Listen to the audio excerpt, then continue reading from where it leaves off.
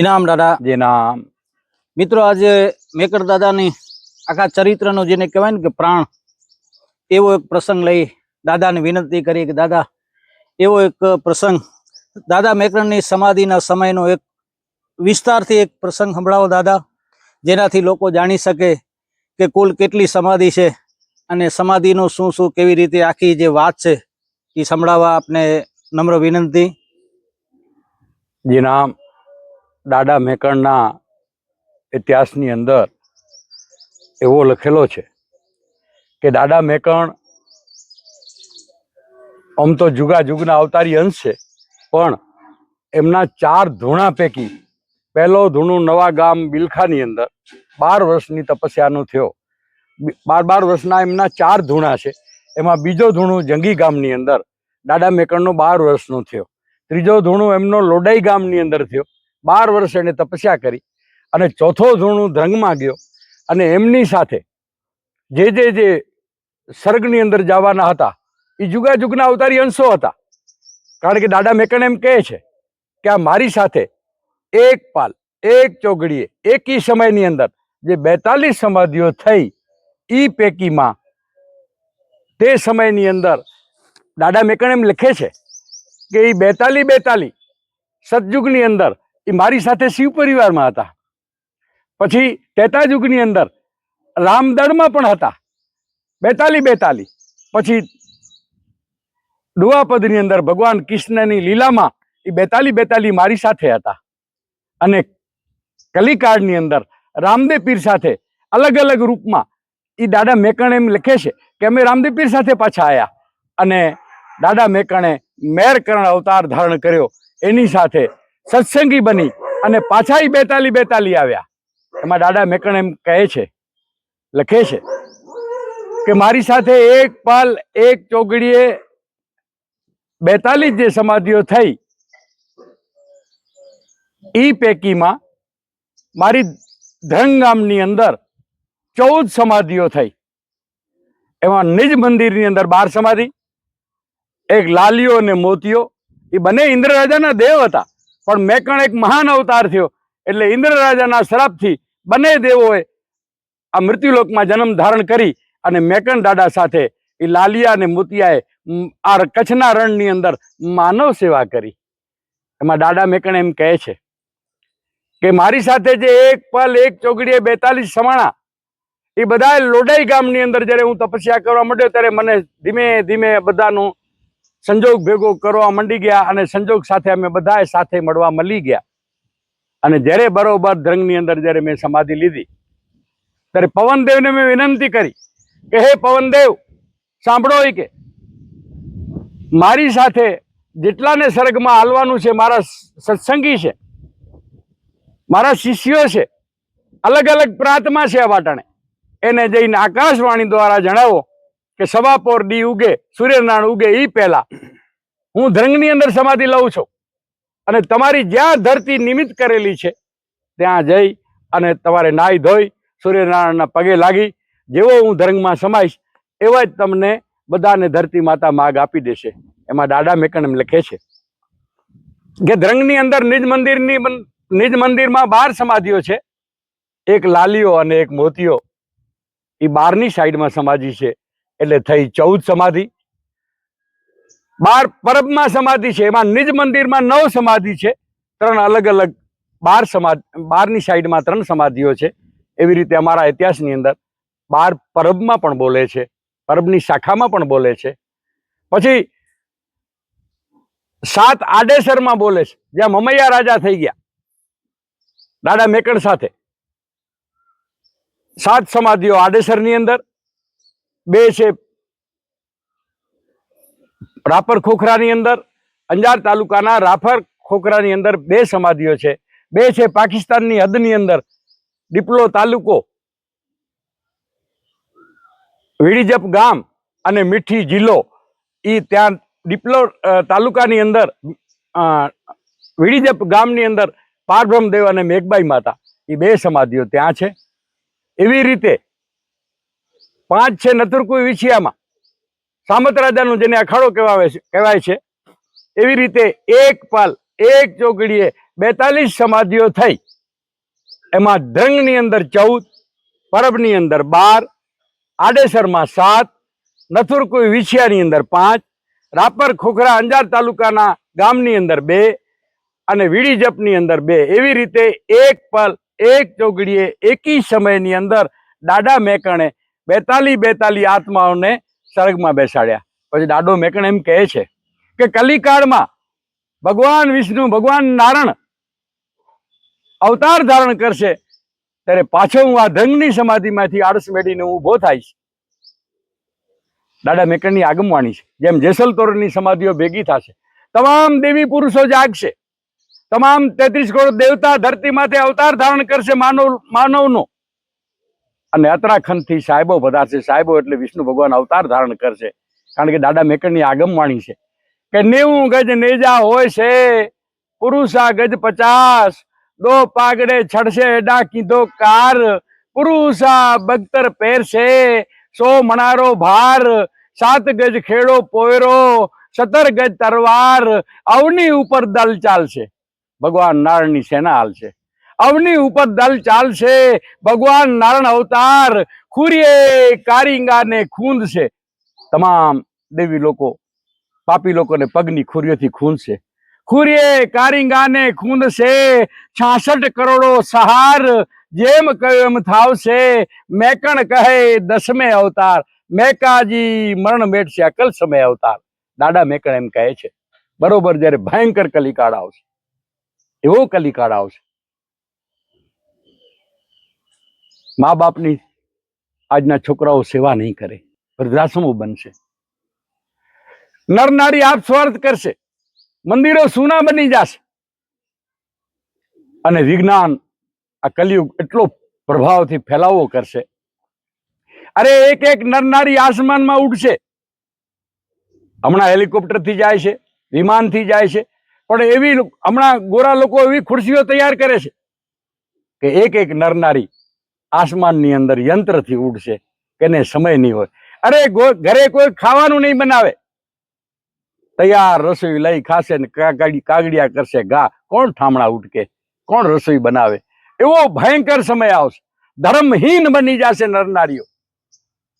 ધર્મ શું, નીતિ શું, મંદિરો શું, મંદિરો સૂના બની જશે. આ દાદા મેકણ એમ લખે છે કે કલિકાળનો એવો પ્રભાવ આવશે ત્યારે પાછો હું ભગવાન વિષ્ણુ સાથે એનો પાછો હું ભાઈ બનીશ. અને 10મા અવતારની અંદર દાદા મેકણ એમ કહે છે મારો 10મો અવતાર થશે માનવ સેવાનું. એમાં પાછો હું આ ધ્રંગની સમાધિમાંથી આળસ મેળીને ઊભો થઈશ, નાનો રૂપ લઈશ, ભગવાનનો ભાઈ બનીશ. કારણ કે દાદા મેકણ એમ કહે છે મારા પહેલા 9 અવતાર થઈ ગયા છે. હું સત્યનો કાવડિયો, આદ જુગાદે અવતર્યો, બ્રહ્માજીએ ષષ્ઠી ઉપાય તેડી શિવજીને વર્યો. આ જ શક્તિમાંથી મારો સતી સ્વરૂપ થયો. પછી શેષનાગ મારો અવતાર છે. ધરતી મારા ઉપર બિરાજમાન છે. શેષનાગની ફેણ માથે આખી ધરતી છે. આજની તારીખમાં 3 ભાગ દરિયો છે, 4થા ભાગમાં ધરતી છે. એ 4થા ભાગ ધરતી ઉપર આખો વિશ્વ છે, અને એ ધરતી શેષનાગની ફેણ ઉપર છે. એ શેષનાગની તાકાત કેટલી! દાદા મેકણ એમ કહે છે શેષનાગ મારો અવતાર છે. પછી નવનાથમાં મારો ગોરખ અવતાર છે. દાદા મેકણ એમ કહે છે, એની સાખીના વર્ણનમાં સમજાવે છે કે મેકા બેટા મચ્છંદર કા, રામાનંદ કા કબીર. કબીર રામાનુચાર્યના શિષ્ય હતા, અને મારો ગોરખ અવતાર હતો. એટલે દાદા મેકડી સાખીના વર્ણનમાં સમજાવે છે મેકા બેટા મચ્છંદર કા, રામાનંદ કા કબીર, આદ અંશે રહા મેકા દરબારી ફકીર. હું મચ્છંદરનો શિષ્ય ગોરખ હતો, દાદો મેકણ એમ કહે છે. પછી રામા અવતારની અંદર ભગવાન રામ સાથે શેષનાગે લક્ષ્મણ જતી અવતાર ધારણ કર્યો. 14 વર્ષ જયારે ભગવાન રામને જયારે વનવાસ મળ્યો ત્યારે લક્ષ્મણ જતીએ 14 વર્ષ પોતાની નિંદ્રા ત્યાગી દીધી, અને ભગવતી સીતા અને રામની ધનુષ લઈ ખડે પગે એને વનવાસમાં સેવા કરી. વિચાર કરો, 14 વર્ષ નિંદ્રાને બાજુમાં પણ નાવા દીધી. એ તપસ્યા કેટલી! લક્ષ્મણ અવતારની અંદર દાદો મેકણ એમ કહે છે કે મેં ભગવતી માં સીતા અને રામની મેં સેવા કરી.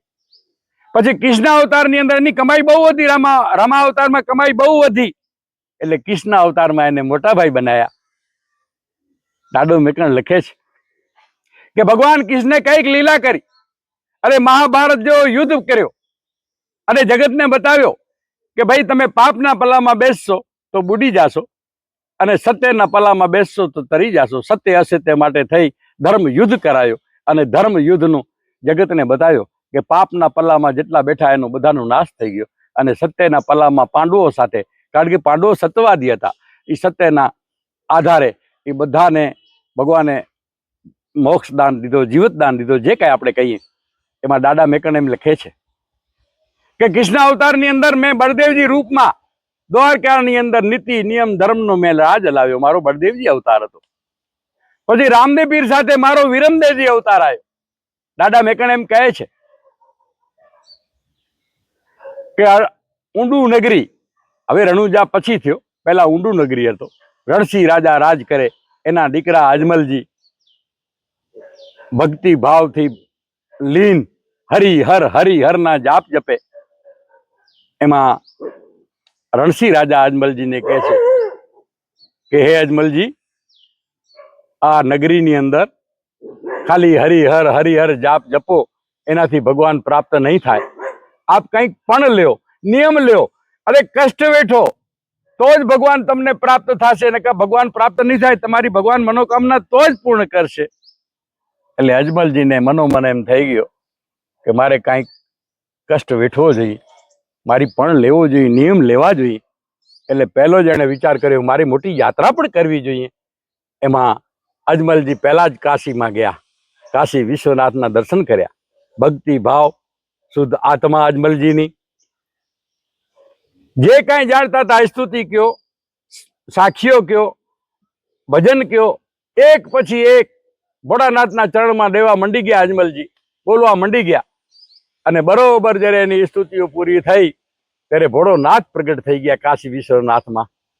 અને અજમલજીને કહે છે કે અજમલજી સાંભળો, એ કે તમે જાપ જપ્યા છે હરિહરના, એટલે પહેલો આવે હરિ, હર પછી આવે, અને તમારી મનોકામના તો હરિના હાથે જ પૂર્ણ થવાની છે. સાંભળો અજમલજી, ભલે તમે મારી પાસે, મારા આશીર્વાદ છે, તમારી મનોકામના પૂર્ણ થશે, પણ તમારે દ્વારકા જવો પડશે. આવા ટાણે દ્વારકાનો નાથ પાતાળની અંદર શેષનાગની શિયા માથે ગોમતીના કાંઠામાં બેઠા છે, તપસ્યા કરે છે. આપ જાઓ ઊંડું નગરી પાછા, રાણી મિલલદેવને લઈ અને તમે દ્વારકા બની જાઓ. પણ સાંભળો, ભગવાન છે, મીઠો પ્રસાદ એની માથે લેતા જાજો. એટલે અજમલજી ભગવાનના આશીર્વાદ લઈ, ભોળાનાથના આશીર્વાદ લઈ ઊંડું નગરી આવ્યા અને ઊંડું નગરીમાં બધો નાનો રસાલો તૈયાર કર્યો.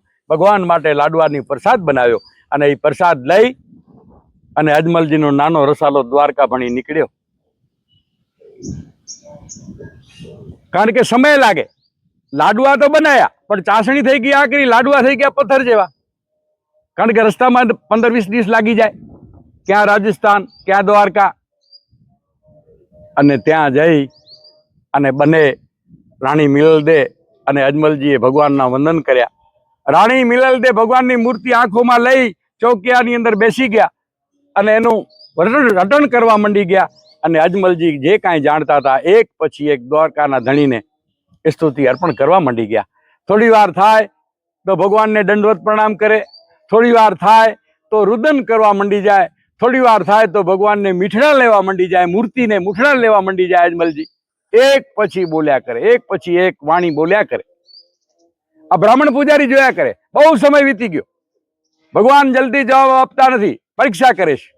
અને પાતાળમાં બેઠા બેઠા રૂક્ષ્મણીને ભગવાન કાળિયો ઠાકર આદેશ કરે છે કે દેવી સાંભળો, આજ મારો એક ભગત આવ્યો છે, મારી મૂર્તિ પાસે એક પછી એક સ્તુતિ બોલે છે, પણ ઈ આવે પાતાળમાં હું એને લઉં ઈ પહેલા સાંભળો, મારે એને માયાના દર્શન કરાવવા છે.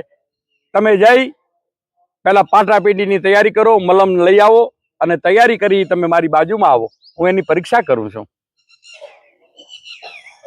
આ બાજુ અજમલજી રાજા બહુ વિનંતી કરે. સમય વીતતો ગયો, 2.5 કલાક જેવો સમય નીકળી ગયો અને ભગવાન જવાબ આપતા નથી. એટલે અજમલજીને ક્રોધ આવ્યો. આ ક્રોધ પણ ભગવાન કરાવે છે, કારણ કે લીલા એની છે. અજમલજીને ક્રોધ આવ્યો કે મને કાશી વિશ્વનાથનું વરદાન છે, હે મારા નાથ, હે કાળિયા ઠાકર, તમે મને જવાબ કેમ નથી આપતા? મૂર્તિમાંથી જવાબ ના આવ્યો એટલે એને ક્રોધ આવ્યો, ભગવાને ક્રોધ ચડાવ્યો. એટલે નજર કરી તો કાંઈ બીજો ચોકિયામાં દેખાણો નહીં. મંદિરના ચોકિયામાં થેલી પડી હતી લાડવાની, એમાંથી 5 લાડવા એણે ઉપાડ્યા. એમાં 3 ઘા મૂર્તિના કપાળની અંદર અજમલજીએ મૂક્યા લાડવા, એક પછી એક 3 ઘા કર્યા. એટલે કાળિયો ઠાકર પાતાળમાં બેઠા બેઠા 1 ઘા, 2 ઘા, 3 ઘા, 3 હાથ દીધા ઉપર. પછી 2 એણે મૂર્તિના ગુડામાં માર્યા, એટલે 2 હાથ એણે ગુડા ઉપર મૂક્યા ભગવાને. એટલે રુક્ષ્મણી કહે છે, દેવી ભગવાન આ શું કરો છો તમે? 3 હાથ કપાળે મૂક્યા, 2 હાથ તમે આ ગુડામાં મૂકો છો. કે દેવી જોયા કરો, તમને બધી ખબર પડી જશે હમણાં જ. અને જેવા પથ્થરની મૂર્તિની અંદર લાડવા માર્યા, હવે પથ્થરમાં લાડવા પથ્થર જેવા લાગે તો અવાજ તો કરે ને. એટલે બ્રાહ્મણ પૂજારી દોડતા આવ્યા કે હે બાપુ, આ શું કરો છો? 14 લોકનો નાથ, આ જગતનો નાથ, અનેક નરનારીઓ આવે, આના આશીર્વાદ લઈને એની મનોકામના પૂર્ણ કરીને જાય, અને તમે ઉઠી અને દ્વારકાના ધણીને આ પથ્થર જેવા લાડવા મારવા માંડ્યા છો. તમને કાંઈ વિચાર નથી? એ કે હું તારા ભગવાનને 2.5 કલાક થયા વિનંતી કરું છું, મને જવાબ કેમ ના આપે? અરે મને કાશી વિશ્વનાથનું વરદાન છે. એટલે બ્રાહ્મણ પૂજારીએ વિચાર કર્યો કે જો કાશી વિશ્વનાથનું વરદાન હોય તો કાશી વિશ્વનાથ તો ભોળોનાથ છે, ધારેય કરી શકે. આ બાપુનું મગજ બરોબર લાગતો નથી. એટલે ભગવાને સરસ્વતીને મૂક્યા, બ્રાહ્મણના મુખે, કે આ બાપુને હવે જીવતા રખાય નહીં. જે દ્વારકાના ધણીને જો પથ્થર જેવા લાડવા મૂર્તિને મારતા હોય તો એને ગોમતીમાં પધરાવી દેવાય. અને તે સમયમાં આજથી 700 વર્ષ પહેલા ગોમતી માતા એકદમ અખડે ઠાઠ ભરેલી રહેતા, અને એ માતાજીના પાણીના મોજા મંદિરમાં જતા, અને કાળિયા ઠાકરના માતાજી રોજ પગ ધોતા. અને આજ તો કલિકાળ છે, કારણ કે ગોમતીમાં આપણે પગથિયા ઉતરીને જવો પડે છે, એટલો પરિવર્તન થઈ ગયો છે. એટલે બ્રાહ્મણ પૂજારી બોલવા માંડે, બાપુ સાંભળો, એ કે તમને આ દ્વારકાના નાથના દર્શન કરવા છે, તમને એને મળવો છે? અરે એ કે મળવા તો આવ્યો છું, 2.5 કલાક થયા વિનંતી કરું છું, મને જવાબ કેમ ના આપે? એટલે બ્રાહ્મણ પૂજારી કહેવા માંડે, બાપુ તમે તો 2.5 કલાક થયા વિનંતી કરો છો, સાંભળો બાપુ, હું એના ડીમાં 5 ટાઈમ વાઘા બદલાવું છું. અરે સવાર સાંજ એનું નિત્ય કર્મ પ્રમાણે સેવા કરું છું. મારી ઉંમર પણ 70 વર્ષની થઈ ગઈ. મારા બાપે પણ જીવન ટૂંકાવી દીધું એની પૂજા કરી. મારા પરદાદા, દાદા બધાએ ગયા, પણ હજી સુધી મને કોઈ લખી નથી ગયો કે કાળિયા ઠાકરના દર્શન થયા. અરે બાપુ, 2.5 કલાકમાં તમને ક્યાંથી દર્શન થાય? મારી જિંદગી નીકળી ગઈ, મારા બાપની નીકળી ગઈ, દાદાની નીકળી ગઈ, પરદાદાની નીકળી ગઈ, તોય કાળિયો ઠાકરે હજી અમને દર્શન નથી દીધા. એટલે બાપુને એમ થયો કે બ્રાહ્મણને એમ થયો કે બાપુને હવે ગોમતીમાં પધરાવી દેવાય. એટલે ભગવાન સરસ્વતીને મૂકે છે, બ્રાહ્મણ પૂજારીને મૂકે, અને બ્રાહ્મણ પૂજારી કહેવા માંડે છે કે બાપુ તમારે મળવું છે કાળિયા ઠાકરને? તો કે મળવા તો આવ્યો છું. તો કે જો આ મૂર્તિમાંથી નીકળીને ગોમતીમાં ગયા છે, હરુભરું તમને મળવો તો જાઓ, લગાવો ઠેક. જેવો બ્રાહ્મણ પૂજારી એવું આ ઉચ્ચાર્યો, અને અજમલજી કીધો સત્ય? તો કે હા, એ કેવું મૂર્તિમાં નીકળીને ગયા છે ગોમતીમાં, હરુભરું મળવો, જાઓ લગાવો ઠેક. એટલે અજમલજીએ દોટ મૂકીને લગાવી ઠેક. હવે ઠેક તો લગાવી, પાણી બહુ ભરેલો, અજમલજી તરતા આવડે નહીં અજમલજીને, મંડ્યા બુડવા. 1 ઘૂંટિયો ભર્યો, બીજો પાણીનો ઘૂંટિયો ભર્યો, ત્રીજો ભર્યો, અને જ્યારે ચોથો નળી આવ્યો ને ત્યારે કાળિયા ઠાકરને પાતાળની અંદર એમ થયું કે હવે મારા ભગતની લાજ રાખું. કારણ કે ભગતની ભગવાન લાજ રાખે. અચલ ભક્તિ હોય, આજની તારીખમાં પણ કોઈ પણ અચલ ભગત હોય તો ભગવાન એના માટે દાસ બનીને આવી જાય. આવું પ્રમાણ છે સત્યનો. એટલે કાળિયો ઠાકર પાતાળમાં શેષનાગની શિયામાથા બેઠા બેઠા લાંબો હાથ કરી 5 આંગળા બંધ કરે છે.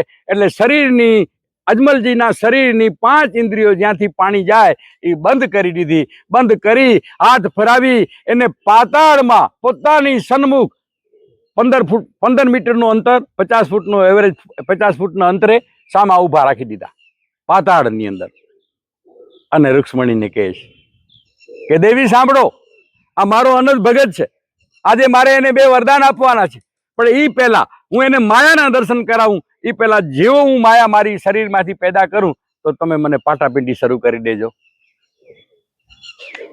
ભગવાન દ્વારકાનો ધણી કાળિયો ઠાકર લાંબો હાથ કરી જેવા 5 આંગળા એમણે ખોલ્યા એટલે અજમલજીની ઇન્દ્રિયો જાગૃત થઈ. જ્યાં નજર કરે પીરા પીતાંબર પહેરી અને કાળિયો ઠાકરના એટલો તેજ, અજમલજીથી પણ તેજ નજર લાય. એટલે ભગવાને કીધું આનાથી તેજ જલાશે નહીં મારા ભગતથી. એટલે ભગવાને હળવો કર્યો તેજને હળવો કર્યો અને અજમલજીની દ્રષ્ટિ પડી શેષ નાગની શિયા માથે. પીરા પીતાંબર પહેરીને બેઠા છે દ્વારકાનો ધણી.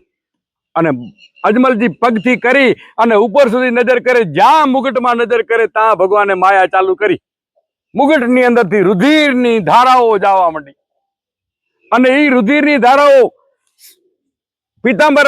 ભગવાનના પીતાંબર પહેરેલા હતા, એ ધારાઓ પડવા માંડી નીચે. એ નજર કરી જ્યાં જોયે તો ગુડામાંથી પણ રુધિર જાય અને અજમલજીના આત્મામાંથી અવાજ નીકળ્યો, હે મારા નાથ, આ શું? જગતનો નાથ, 14 લોકનો નાથ, હે ભગવાન, આ જગતમાં તમને કોઈ શસ્ત્ર લાગે નહીં, આ જગતનો તમને કોઈ અસ્ત્ર પર લાગે નહીં, અને તમારા કપાળે રુધિર, તમારા ગુડામાં રુધિર, આ હું શું જોઉં છું? એટલે ભગવાન દ્વારકાનો ધણી કહે છે કે અજમલજી મારી બાજુમાં આવો. બાજુમાં આવી અને બેસાડ્યા, બાજુમાં પોતાની બાજુમાં. કીધું અજમલજી સાંભળો, તમે જે બોલ્યા એ સત્ય. આ જગતનો મને કોઈ અસ્ત્ર લાગતો નથી, આ જગતનો મને કોઈ શસ્ત્ર પણ લાગતો નથી, પણ હે અજમલજી, મારો જે અનંત ભગત હોય ને એનું મને બધું લાગે.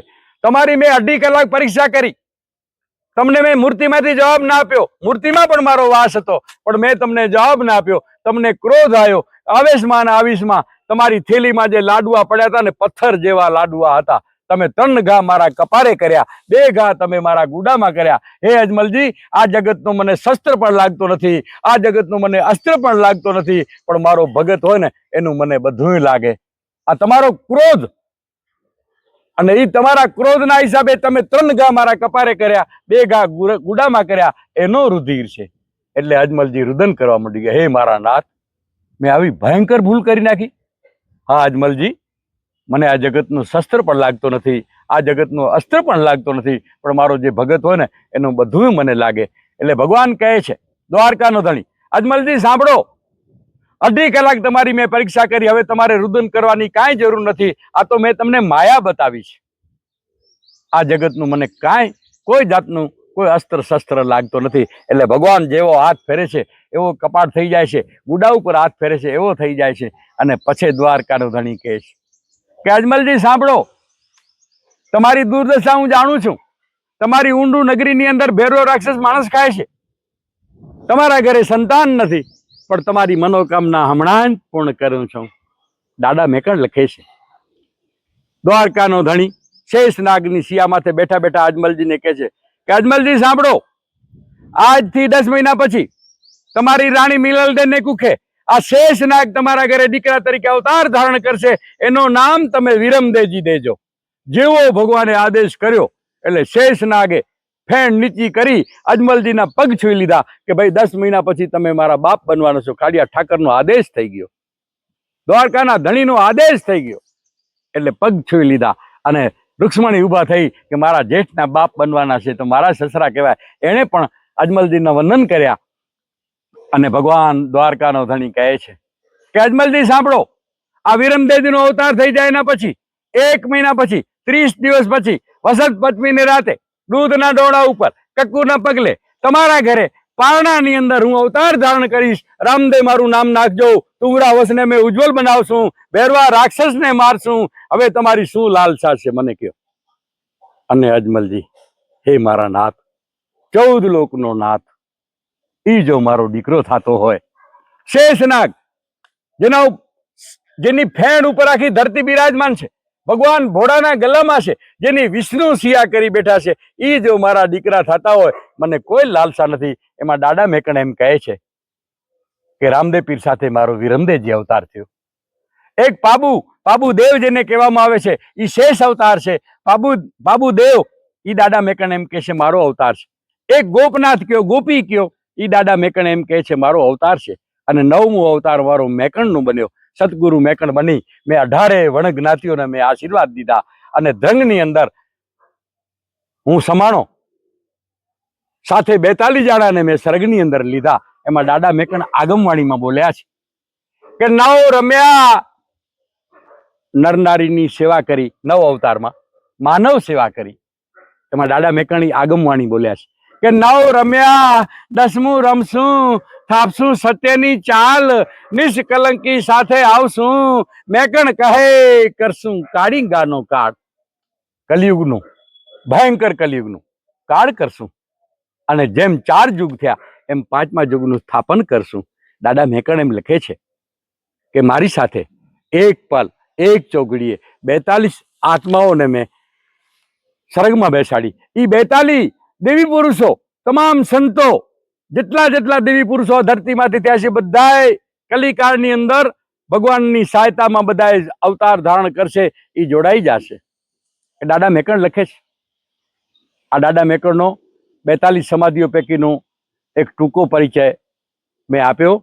સાથે દાદા મેકણ સાથે જે 42 સમાણા છે એ બધા આદિના પુરુષો છે. જતી સતી જેવા બધા નર નારીઓ છે. અનેક રૂપ એમણે પણ ધારણ કરેલા છે. એમ દાદા મેકણ એમ લખે છે. અને દાદા મેકણનો એક ટૂંકો પરિચય જે કાંઈ દાદા મેકણના ઇતિહાસમાં લખેલો છે, કારણ કે દાદા મેકણના પુસ્તકો 450 વર્ષના એ મારી પાસે હાલની તારીખમાં પણ મોજૂદ છે. અને એના આધારે, ભલે હું દેશી સંત છું, દેશી વાણી છે મારી, હું કાંઈ એ ચોપડાના આધારે, એ પુસ્તકોના આધારે મેં આ 9 અવતારનું વર્ણન કર્યું. દાદા મેકણ સાથેની 42 સમાધિઓ પૈકીનું વર્ણન કર્યું. અનેક, કારણ કે એમની અનેક કથાઓ છે દાદાની. દાદા મેકણ એક સાખીના વર્ણનમાં કહે છે, કઈક ક્યાં કરડો ભજન કીર્તન ક્યાં, કઈક કરણજી આસ, મુજો નાથ મેકણ ત્યાં તાય સરસ્વતીયો દાસ. દાદા મેકણ એમ કે છે, મારા મેકણ અવતારની અંદર મેં કરોડો ભજન કીર્તન કર્યા, પણ છતાંય સરસ્વતી માતાનું એટલો ભંડાર છે કે જેની સીમા નથી. એટલે દાદો મેકણ એમ લખે છે કે કલિકાળની અંદર 10મા અવતારની અંદર આ ધ્રંગની સમાધિમાંથી પાછો હું આળસ મેળી અને ભગવાન નારાયણનો ભાઈ બનીશ. અને જેમ 4 યુગ થયા એમ 5મા યુગનું સ્થાપન કરશું અને પાપનું નષ્ટ કરી નાખશું, પાપનું નાશ કરી નાખશું. આવો દાદા મેકણની આગમવાણી છે. આટલો ટૂંકો પરિચય આપ્યો. જય જીનામ. દાદા ખૂબ ખૂબ આભાર તમારો. અને દાદા મેકણના શિષ્યો પણ ઘણા છે કે નહીં? દાદા મેકણ દાદાના 100 શિષ્યો છે. એક થી બીજા ચડ્યા હતા. દાદા મેકણ સાથે 42 થયા એ દાદા મેકણના જ શિષ્યો હતા. પછી એના સિવાય અલગ અલગ પ્રાંતની અંદર જે પુનુ રાજા છે, આવટણે આસામની અંદર એમની સમાધિ છે. પછી પારબ્રહ્મદેવ, મેઘબાઈ માતા, રાજા વીર, સાંઈ પુષ્ણારામ, સાંઈ છતારામ, સિંધ પ્રાંતની અંદર એમની સમાધિઓ છે. પછી સૌરાષ્ટ્રમાં તમે જાઓ તો નવાગામ બિલખામાં નૂર સત્તાગર સ્વામી. પછી દાણીધરની અંદર જાઓ તો નાથજી બાપુ, જે દામસંગજી જેમનું નામ હતો, એ નાથજી બાપુ એ દાદા મેકણના શિષ્ય છે. પછી જે જામનગરની અંદર લાલવાડી જે વિસ્તાર કહેવાય છે, એ લાલવાડીનો જે પરચો આપ્યો એ લાલ બાપુ, આમ નામ લાલજી હતો પણ લાલ બાપુ તરીકે ઓળખાતા. અને એમની સમાધિ પહેલા એ જામનગરથી સરાપાદર ગયા, સરાપાદરથી ખાનકોટડા ગયા અને ખાનકોટડાની અંદર એની સમાધિ છે. એ પણ દાદા મેકણના શિષ્ય છે. સંત દેવીદાસ, એની પરંપરામાં પણ દાદા મેકણના જ શિષ્યો છે. સંત દેવીદાસ પણ દાદા મેકણના શિષ્ય છે. એવા અનેક પ્રાંતની અંદર અલગ અલગ અનેક શિષ્યો, દાદા મેકણના 100 શિષ્યો. એ જગતના નર નારી એને અલગ નામથી પૂજે છે, પણ એ છે દાદા મેકણના શિષ્યો.